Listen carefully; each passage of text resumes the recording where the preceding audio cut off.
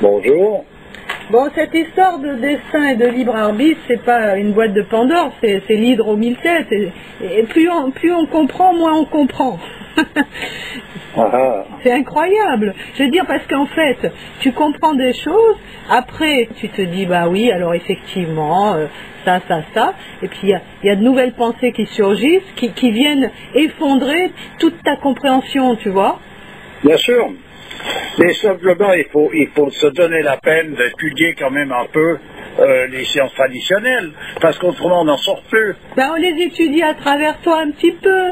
Oui, mais j'entends, moi je donne des références d'écrits qui sont intéressants, et puis chacun qui participe d'une tradition a dans sa propre tradition de quoi chercher. Mais tu crois qu'on a le temps, nous, d'aller pencher là-dessus Celui qui n'a pas le temps, alors il faut qu'il fasse à autre chose. Non, mais je rigole quand je dis ça, évidemment. Non, disons, moi ce que je veux, j'insiste surtout sur plusieurs choses.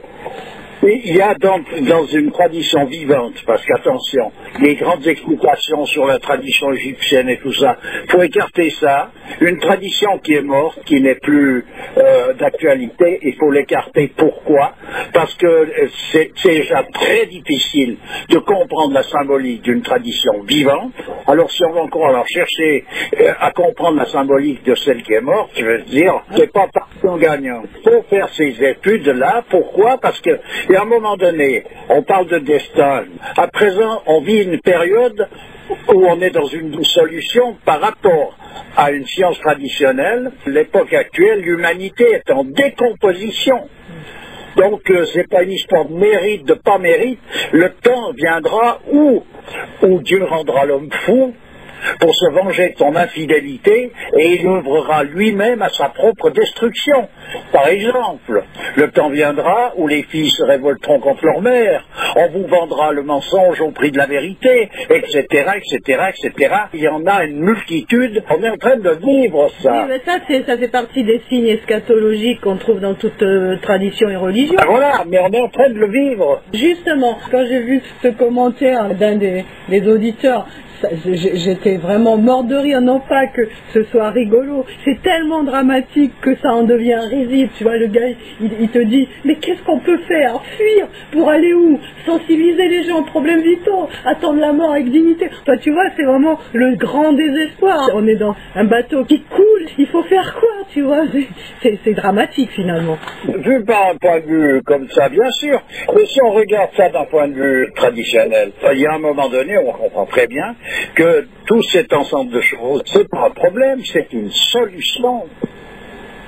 Quand la réponse c'est qu'il n'y a pas de solution en dehors du miracle, tu te dis, attends, les probabilités qu'il y ait un miracle, un véritable miracle, je ne parle pas de ces miracles au quotidien, de ces moments de grâce qu'il y a de manière constante, qui viennent de la miséricorde divine, non, mais je te parle de ce grand miracle qui ferait que d'un coup, tout s'inverserait et qu'on se retrouverait dans l'âge d'or, tu vois. Présenté comme ça n'a aucun sens. Parce que déjà, un miracle, il y a des grands miracles, des petits miracles. On est rebarré dans une histoire quantitative pour savoir ce que représente un miracle. Déjà, un miracle ne va jamais contre nature. Il faut sortir du point de vue profane et rentrer dans le point de vue sacré. C'est pour ça que ça nécessite une étude. Autrement, ça serait tout simple. On ne peut pas, avec des mots, exprimer vraiment le fond de l'histoire. On peut suggérer, mais les mots s'arrêtent à un emplacement. On rentre dans le domaine des mystères. Il y a les petits mystères, les grands mystères. Donc après, pour pénétrer un mystère, c'est une démarche. Donc il faut y aller, puis une fois qu'on est à l'intérieur, on peut voir de quoi il s'agit. Autrement, ça ne sert à rien. En fait, le miracle, c'est comme quand tu es dans un cauchemar, c'est le moment où tu te réveilles, c'est que tu t'aperçois que tout ça n'était qu'illusion. C'est ça le miracle. Par exemple, c'est ça la vie de l'homme, son existence avec tous ses problèmes, ses soucis, ses réjouissances, son tralala. Tout ça, c'est qu'on en rêve, et un jour, on se réveille. Oui, mais comment vraiment comprendre que cette souffrance, que cet enfant qui meurt injustement, que etc., c'est une illusion. De nouveau, je recommence, c'est de nouveau parce qu'il faut savoir positionner ces choses-là, c'est une illusion par rapport à, on rentre dans le domaine de la relativité, donc tout est ci ou bien c'est ça, mais c'est toujours par rapport à, Là, dans le cadre traditionnel et d'un point de vue sacré, on parle toujours par rapport au centre, par rapport à l'absolu, au principe fondamental, c'est-à-dire à Dieu. Voilà, donc à l'état de grâce. C'est pour ça qu'il faut côtoyer des saints, c'est eux qui peuvent donner le rayonnement qui correspond à ces choses-là. Je comprends, mais c'est difficile de comprendre que le matériel, enfin que ce qui est matérialisé, que la manifestation soit une illusion, puisqu'on le vit dans notre chair, on le vit dans tout un tas de choses qui nous semblent concrètes quand même. Mais c'est concret à un certain niveau, c'est entendu ça, mais je veux dire, la recherche d'une origine, elle n'est pas elle-même sa propre origine. On cherche donc sa raison d'être. Cette raison d'être ne se trouve pas là, puisque ça c'est une manifestation qui découle de quelque chose. Il faut pénétrer des connaissances principielles. En même temps, quand on se rend compte que finalement tout est périssable, tout ce qui est matériel, etc., évidemment, finalement, il ne faut pas s'attacher à cette matière, évidemment. Et oui, mais c'est des mots dans le sens que c'est qui ne doit pas s'attacher à quelle matière. Qui c'est qui dit ça? Si l'ego veut raconter sa petite histoire d'une manière continue, il tombera toujours sur ses pieds. Et puis c'est justement là, voilà, qu'il faut qu'il retombe. Il faut qu'il se soumette. Tu parles de qui, là? De l'ego. Ah oui, d'accord. L'ego de l'homme, il doit se soumettre comme le chien au pied de son maître. Et c'est là, après, je vais te dire qu'il est paisible. Un chien qui est à un maître et qui peut se coucher à ses pieds, il est en paix. Donc, à un moment donné, il fera tout qu'il est dans son état sauvage pour ne pas se faire capturer, pour ne pas se faire prendre, pour ne pas avoir de maître. Il fera tout, c'est-à-dire il luttera contre la propre paix qu'on veut lui offrir. Mais quand il se sera fait bien piéger, il sera en paix. Donc, moi, je veux dire, il y a un paradoxe là. Mais moi, je comparerais plutôt à un cheval sauvage, parce que le chien est quand même à une capacité de fidélité que la nature du cheval sauvage a moins, tu vois. Les Indiens sioux d'Amérique du Nord, ils appelaient le cheval le chien mystérieux. Non, je te dis, c'est ça, et à un moment donné, c'est l'ego de l'homme qui doit se soumettre. Il ne veut pas se soumettre par un raisonnement, puisque c'est lui qui raisonne, il raisonnera toujours pour demeurer et sauver sa propre histoire. C'est l'histoire du voleur qui se déguise en gendarme, qui veut procéder à sa propre arrestation. On n'en finit plus. Oui, justement. Alors, hier, je réfléchissais à tout ça encore, concernant le libre arbitre et la destinée, et bon, j'avais compris tout un tas de choses, comme sans doute plusieurs auditeurs, mais d'un coup, je me suis dit, tiens, alors, la responsabilité de l'homme dans tout ça. Alors là, j'ai commencé à tergiverser. Oui, mais alors, la personne fait tel mal parce que c'est sa destinée. Le fait en lui-même, c'est écrit, donc il n'y a rien à remettre en question puisque tout ce que ce corps fera est inscrit à la naissance. Mais lui, là-dedans, il a bien à un moment donné pris la décision de faire tel acte. Tu vois? Donc, sa responsabilité là-dedans, elle est où? C'est pas comme ça qu'il faut aborder le truc, ça sert à rien. C'est difficile de comprendre. C'est absolument vouloir résoudre d'une manière profane quelque chose qui ne peut pas l'être. Il y a des choses, par exemple, quand Moïse a rencontré Helkido. Il faut aller le voir, ça, déjà simplement lire ça, pour voir le paradoxe qu'il peut y avoir. Ça ne donne pas de réponse. Quelqu'un qui fait un acte répréhensible, à un moment donné, c'est écrit, ok, mais lui, là-dedans, quelle est sa part de responsabilité? Il a bien fallu à un moment ou à un autre qu'il prenne la décision de faire telle chose plutôt que telle autre. Alors, il est responsable ou pas? Alors, quand Moïse a tué l'Égyptien dans la ville, quelle est sa part de responsabilité alors c'est lui qui a été chercher les tables de la loi sur lesquelles c'est marqué ne tuera point? Je suis d'accord que l'on n'a pas à juger, que l'on ne peut pas juger d'un point de vue moral des choses dont on ne comprend pas les tenants et aboutissants. Toujours est-il que telle personne aura fait tel acte répréhensible vis-à-vis de la loi sociale. Il y a bien un jugement possible puisque la justice terrestre existe aussi.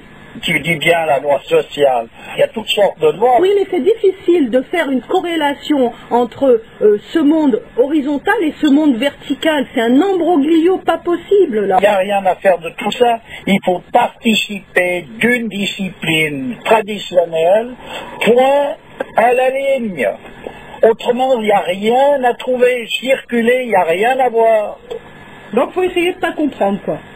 Mais qu'il faut participer d'une discipline traditionnelle, alors c'est ça qu'il faut comprendre. C'est tout. Après la compréhension des différentes choses que l'on va aborder dans cette discipline et dans ces sciences, on les verra bien à ce moment-là. Ça sert à rien de vouloir en parler avant, puisqu'on ne sait pas ce que c'est. Comme dit la destinée, voilà. Tout ce que cet corps fera est inscrit en lui à la naissance. Alors oui, mais non, mais pour entrer dans le principe et la roue, somme qui fait marcher toute cette histoire pour comprendre. Mais c'est comme ça, voilà. Justement, ce que je C'est dis... pas un point de vue que je suis en train de donner. Je suis pas en train d'avoir déterminé ça par un point de vue philosophique. J'ai trouvé qu'en fait le destin se dessine. Non, c'est la parole de Dieu, ça. C'était les grands sages, les prophètes, c'est l'esprit divin manifesté sous des formes humaines qui sont venus dire ça. Donc après, il faut le comprendre, c'est tout. Il n'y a pas à revenir là-dessus. Justement, alors moi, bon, je me fais l'avocat du diable comme la plupart des auditeurs aussi pour essayer de comprendre. Quand cet auditeur il dit Hitler, comment il entre dans cette explication du destin, il a bien joué son rôle d'acteur aussi. Les industries pharmaceutiques qui nous empoisonnent, ça fait partie de la pièce de théâtre. Et les sataniques, ça fait partie de la pièce de théâtre aussi. Tchernobyl, Tchernobyl, Hiroshima, Fukushima, toutes ces souffrances causées par ça. Comment expliquer qu'on doit subir toutes ces pollutions et empoisonnements? Ça va nous purifier? Tout ça juste parce que l'humanité a un mauvais positionnement, c'est cher payé. Oh, mais oui, mais ça, pour savoir si c'est cher payé, ou si on doit subir ça pour telle ou telle raison, telle autre, il faut le savoir. Alors, donc, pour quelle raison il faudrait subir ça, et si c'est cher payé ou si c'est bon marché. Mais pour le savoir, c'est pas parce que on le ressent sentimentalement que c'est un savoir, c'est pas un savoir, ça. Oui, mais là, il y a bien une réponse moraliste à tout ce qui a été fait antérieurement par l'homme. Mais moi, je vais te dire, moi je rentre pas dans ce cadre-là. J'ai bien exprimé à plusieurs reprises ce que je pensais du moralisme, ce que ça pouvait valoir. Justement. Ou pas mal si je suis en train de payer quelque chose, ou bien si je suis pas en train de le payer, ou bien si je l'ai gagné, ou bien si c'est un cadeau, et si je dois remercier Dieu parce que merci pour sa grâce, il est en train de nous faire disparaître de la circulation. Si tu veux savoir ça, il faut rentrer dans le cadre, c'est tout. Par exemple, les vrais grands personnages, un saint, il te dira, pourquoi est-ce que vous remerciez Dieu quand il vous arrive quelque chose que vous estimez heureux, qu'il pourrait le remercier pas quand il vous arrive quelque chose que vous estimez malheureux? Parce qu'on n'a pas une vision objective à notre échelle. Eh ben voilà, donc à quoi bon? À quoi bon? Faut aller la chercher, cette vision objective. C'est pas du tout cuit, posé, il n'a pas ouvert la bouche, il faut aller cueillir le fruit. Ben justement, plus on essaie de comprendre, plus on va essayer de cueillir le fruit, moins on y arrive. Non, c'est pas plus on essaie de cueillir le fruit, c'est plus on veut comprendre sans aller cueillir le fruit que, alors d'accord, mais celui qui commence à cueillir le fruit, c'est-à-dire qui fait le premier pas, d'ailleurs c'est bien exprimé dans toutes les traditions, si tu fais un pas au devant de l'Éternel, il en fera 100 devant toi, ou 10, ça dépend, c'est des mesures proportionnelles qui sont symboliques. Ce qui veut dire qu'il faut déjà faire la démarche. Il faut donc donner là-dedans. Il ne faut pas chercher à vouloir superviser, puis regarder et juger de toutes ces choses-là pour voir ce qui est vrai ou faux. Ça, c'est une position qu'il faut abandonner ou bien ça ne sert à rien. Bon, d'accord, je suis d'accord avec toi, mais quand tu fais la prière, tu psalmodies toute la journée des textes sacrés, tu dis des noms de Dieu toute la journée, tu penses à Dieu presque toute la journée, qu'est-ce que tu peux faire de plus? Oh bah écoute, on peut ok, il n'y a rien à faire ça. Tu veux dire que le cœur n'y est pas? Un enregistreur aussi, il y arrive. Un MP3, là, il te fait la prière toute la journée, il te fait des récitations de tous les grands sages de l'univers. C'est pas un souci. Donc tu remets en question la manière dont les gens font.